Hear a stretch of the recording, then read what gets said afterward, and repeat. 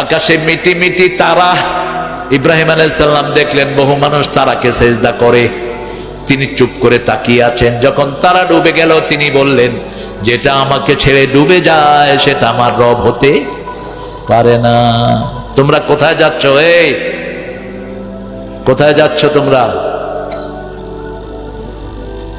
আব্বুরা কোথায় যাচ্ছ?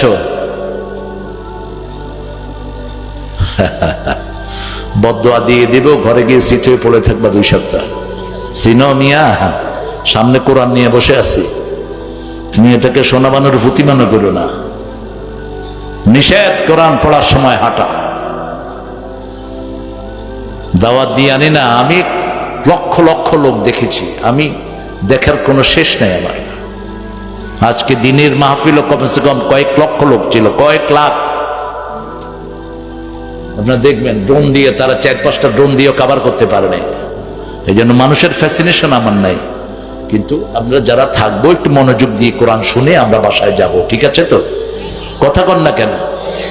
তারা কে সেজদা করে এরকম পৃথিবীতে আছে না নাই? আচ্ছা, তারা ডুবে গেল, তিনি বললেন যেটা ডুবে যায় সেটা আমার রব নয়।